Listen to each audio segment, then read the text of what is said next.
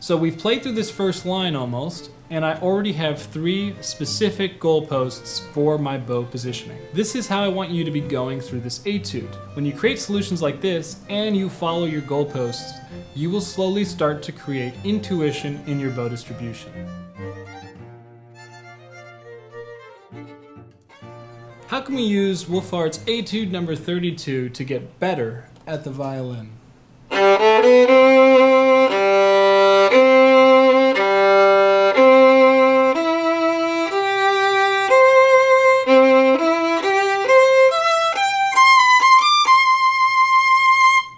Welcome back to my nearly 2,000 fellow instrumentalists who subscribe to the channel, and hello to any of you who are new here. I'm Jacques Gadway, and this is Gadway Violin. In today's video, we're doing another episode of my series, Why Practice Etudes. In today's episode, we're looking at etude number 32 from Book 2 from Wohlfahrt. Just like with any other etude, I believe there's going to be a primary focus or objective of the etude. In other words, at its most basic level, based off of the composition, this etude should present to us a very specific reason why we should be practicing it, a primary focus. By simply understanding the primary focus and executing the etude at a performance level, we should be able to benefit from its main purpose. With that, like usual, we should always ask the question when looking at an etude for the first time, what's the purpose of this etude? Well, if we look at the composition of etude number 32, we can see that it's comprised entirely of whole notes,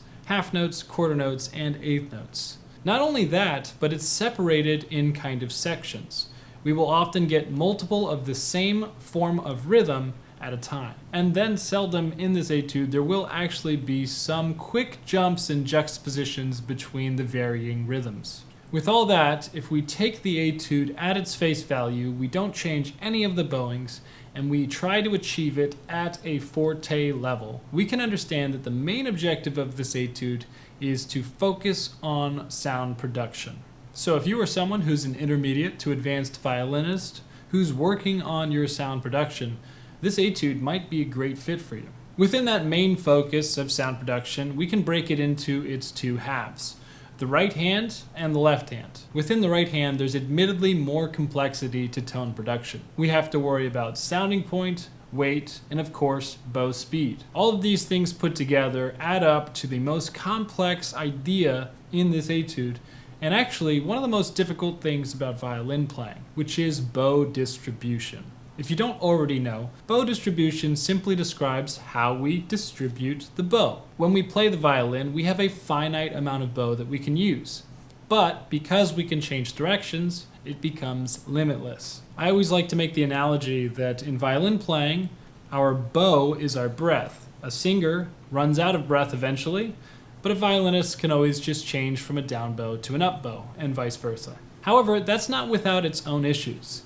It's pretty incredible that there's only 2 directions that you can move the bow, but in doing so, there seems to be limitless consequences. If you know anything about the way that computers work, they use something called binary code. And that's essentially meaning that they use a language entirely comprised of zeros and ones, ons and offs, or offs and ons. I'm not sure which one is which respectively. But in doing so, with simply using these 2 options, on or off, they can create complex calculations that created the internet and all sorts of I don't know much about this honestly. But I like the analogy anyways because it's kind of like that with the bow.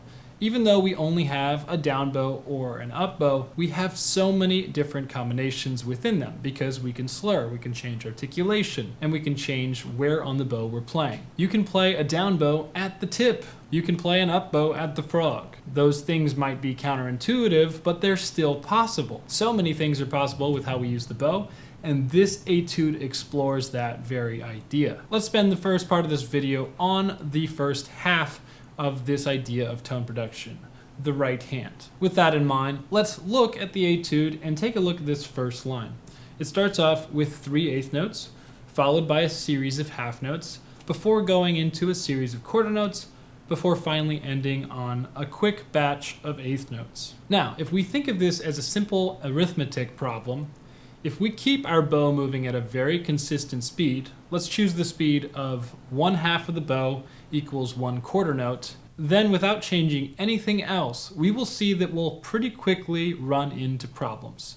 We'll go in super slow motion using this fixed bow speed to take a look at how the bow distribution simply will not work out. If we know that our bow speed is 1/2 bow per quarter note, another way to think of this is 1 whole bow per half note, then we need to plan our first eighth notes such that we end up at the frog for that very first half note. At that bow speed of 1 bow per half note, what then would be the amount of bow used for an eighth note? Leave the answer in the comments below if you have it.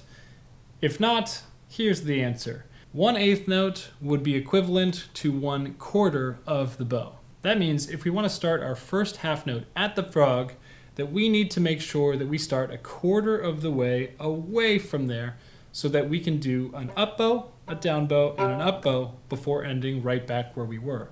Let's take that super slowly from those first 3/8 notes. If we do that, it actually does work out for quite some time. Let's use that consistent bow speed and see at what point our bow distribution will fall apart. Before we investigate it by me playing through it, I want you to quickly look at that first line and decide on your own where you think the bow distribution will fall apart. In other words, if we don't change the speed of our bow, at what point during this line will we run out of bow? If you have your answer, let's see if it lines up with mine. So we're going to start such that our eighth notes work out and see how long we can go before things start to fall apart.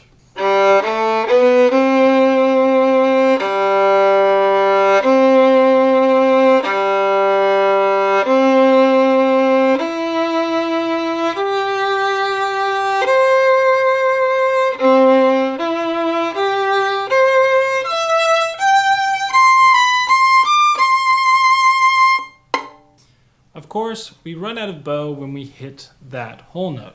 And that's because if we use the bow speed that we decided on earlier, which is that 1 bow is equal to a half note, then simply put, by that logic, we would need 2 bows for a whole note. But we don't want that. We want to be able to play that whole note with 1 bow. So that gives us 2 options. We can either slow the bow down for that 1 note, or we can slow down the bow for every note.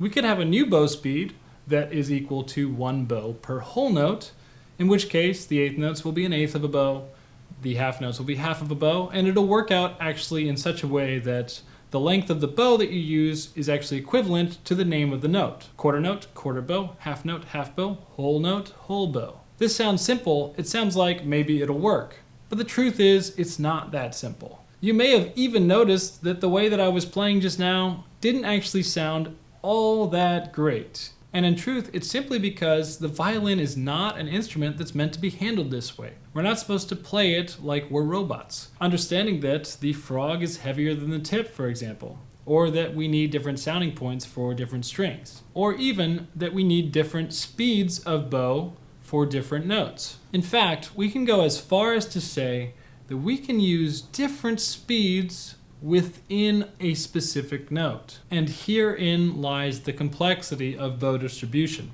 We don't just change how fast our bow is moving, we change the rate of how we change how fast the bow is moving. In other words, we don't change the bow speed from fast to getting a little bit slower or from slow to getting a little bit faster. We change it from slow to getting a little bit faster and then getting faster at getting faster. The acceleration of the movement changes as well. And you might be hearing this and think this is far too complicated and a waste of time. And I kind of agree with you. I don't mean turn off this video. What I mean is that ultimately what we need to do and what this etude will help you accomplish is that we need to create intuition in our bow distribution. To say it as crystal clear as I can, what we want to do is we want to have a clear image of how we want our violin to sound on every single note. And we also want to have an idea of where in the bow we want to end up at the halfway point of that note and at the end of that note. In other words, we want to have specific goalposts for everything. We want goals for how we sound, and we want goals for where we are in the bow. So rather than thinking about having the bow at a specific speed or having this much bow for this note, have parts of the etude predetermined where you need the bow to be. I'll give you a very clear example. I like the idea of being at the frog for the half note, at least the first one. Which means that I'm not so concerned about where the eighth notes start, but I'm concerned that the last one brings me to the frog. So I might start at the halfway point instead of all the way at the frog, but no matter what, I'm going to start my half note at the frog. Intuitively, my body, understanding my goals, will try to get my hand so that the bow is at the frog for the beginning of that half note. Now, something we have to be careful about is, are we accenting now things that we don't want to accent? Like, are my up bows being accented now that my intuition is causing them to be faster than my down bows? Right? That's an exaggeration. I don't think they were, but I would listen very carefully when you're making these adjustments to make sure that that's not the case. And if it is, then you simply just accommodate the bowing so that you have less of that issue. If I know that I'm accenting the up bows because they're probably faster than the down bows, I would simply, instead of starting at the halfway point, go back to that original idea, that original premise where we're starting with that kind of quarter bow.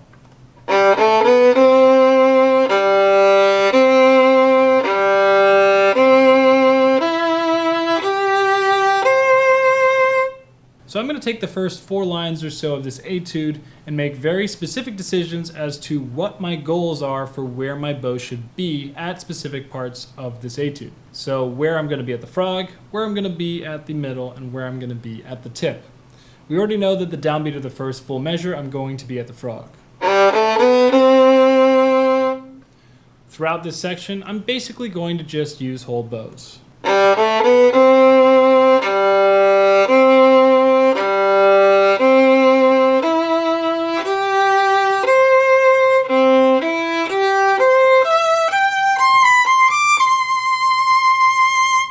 So our first issue in this entire etude really is getting it so that that whole note up bow only requires that one up bow. This means that intuitively we need to organize our bow in such a way that ends up at the tip at the very beginning of that up bow. If we look at the notes preceding that, we have quarter notes followed by a string of eighth notes followed by that suddenly long whole note. If we're following the information from before, we're probably on a down bow at the beginning of the quarter notes at the frog.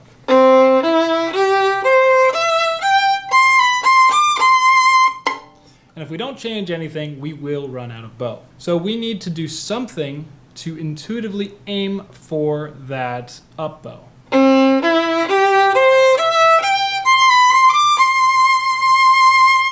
So what I did there is I used the eighth notes to try to get me as close to the tip as I could.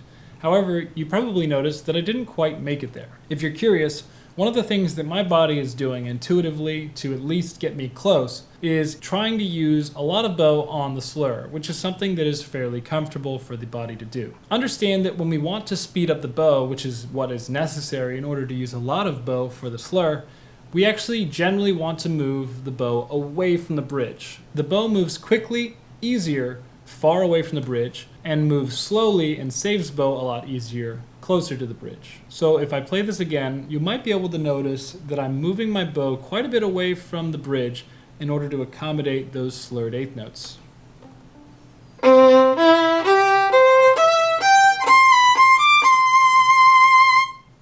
I moved it about an entire bow hair width away.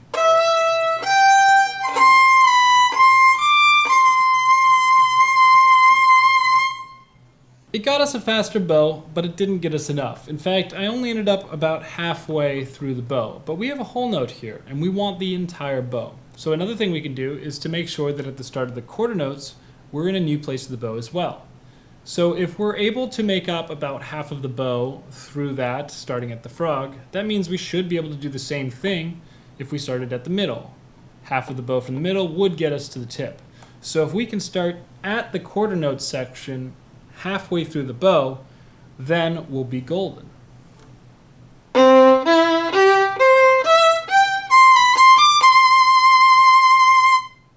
That means we need a new flag or a new goalpost right there at that C, the first note of those quarter notes. We'll say we want to start halfway through the bow there so that we can be at the tip for the whole note. So we've played through this first line almost, and I already have 3 specific goalposts for my bow positioning. This is how I want you to be going through this etude. When you create solutions like this and you follow your goalposts, you will slowly start to create intuition in your bow distribution. I encourage you now to pause and save this video. Come back to it in about a week when you've practiced the etude yourself and you've worked out your own bow distribution goalposts. I'm curious to see if, given the information I've presented to you thus far in the video, when you practice on your own and you come back, if you're able to match my decisions. Whether or not you match my decisions is not that important, but if you have a good reasoning for your decisions and they're in line with the reasonings that we've already discussed, then you're in a good spot. I encourage you to do this because it's one thing to follow what I'm saying, it's another to try and implement the concepts and then have the ability to check your work afterwards. Like I said, we're gonna go through this together now, but it's great if first you try and work it out yourself. All right, enough of that, let's go on. So this is right after that whole note. We're at the last measure of this line.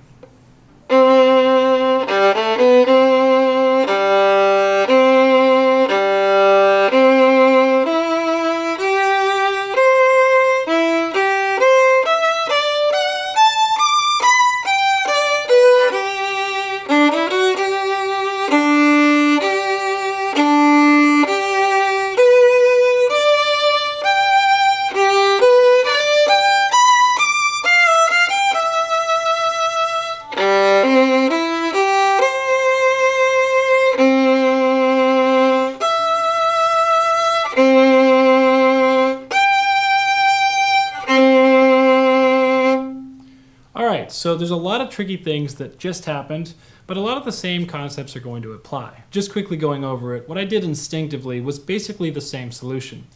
The general idea that I was using was trying to start these quarter note passages right around the middle of the bow. So that's going to be a pretty consistent goalpost moving through these first 3 lines. If we do that, then we'll see in this 3rd line, after those quarter notes and subsequent 8th notes, we will be able to get, once again, to a new goalpost, which will be to be at the tip for that whole note.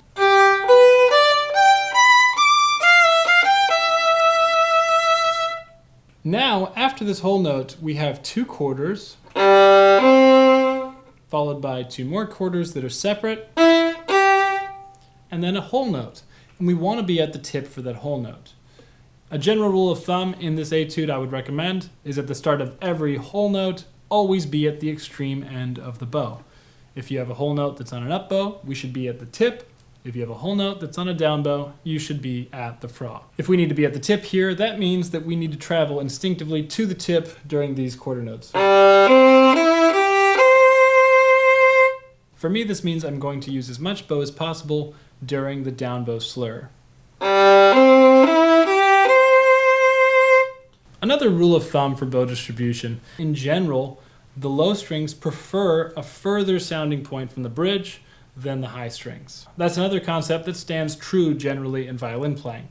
The higher the pitch the note is, generally the closer to the bridge we want to get. We're going to take this idea and create intuition by practicing this section with the whole notes. We have a bunch of jumps from one string that's a higher string to a low string. We have our C natural on the D string,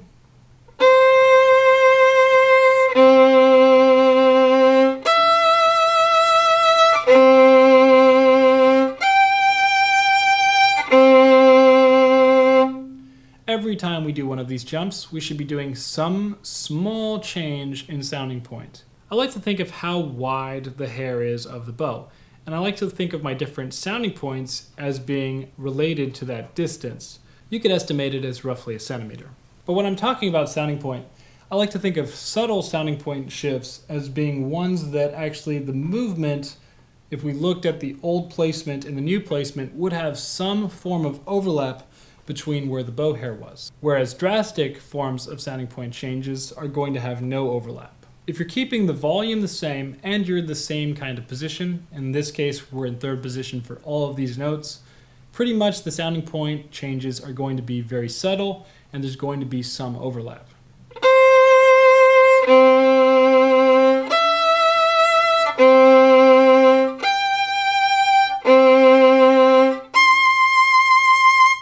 But it's going to get larger and larger, the changes between those, as we get higher and higher with those respective notes.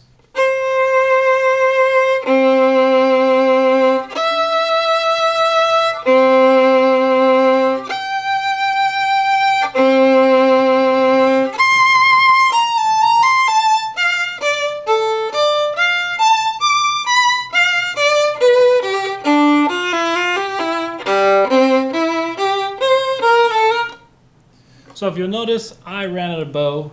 I exaggerated it a little bit, but we can see that we have pretty consistent quarter note rhythms throughout this, and then all of a sudden we have these spans of eighth notes that are slurred.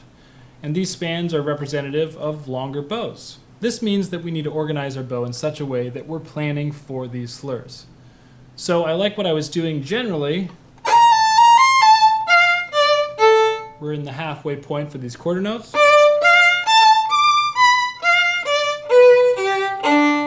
But we need to, at some point, get low enough in the bow for this slur. And I think a good place to aim for is somewhere around the balance point for the beginning of the slur. Or even just the frog. Whatever it is, make sure you have that in your mind and you're thinking ahead so that these quarter notes bring you there gradually.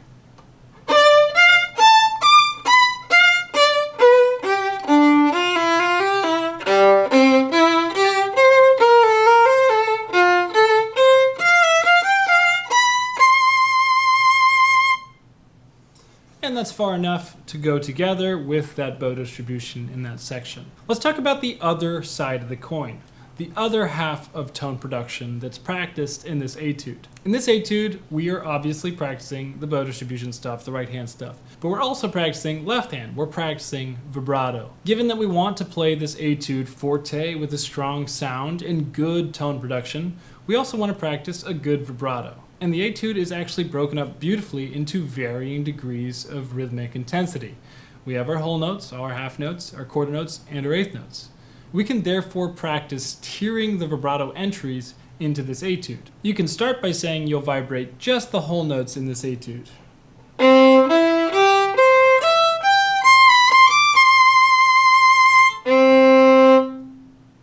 And then you can move on to vibrating anything that's at least a half note or longer.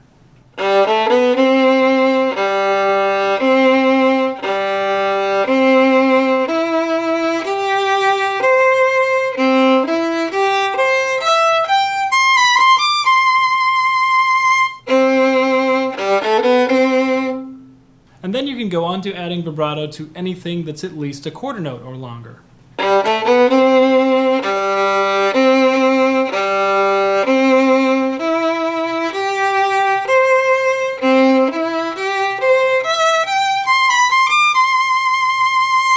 And so forth. The last thing to add would be vibratoing the eighth notes, but this can be quite challenging depending on the tempo that you take it. When adding in the eighth notes, I would recommend you start by adding in vibrato to the first eighth note of a group, or thinking about adding vibrato into the strong beats of eighth notes. I'll show you an example now.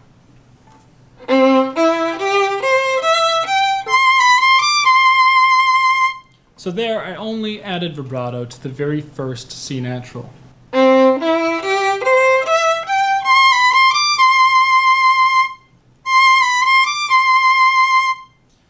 If you're going to vibrato sparingly, in other words, not on every single note in a passage, there should be some logic to it. It shouldn't just be that you're doing it because that's the only finger that you can vibrato at that speed.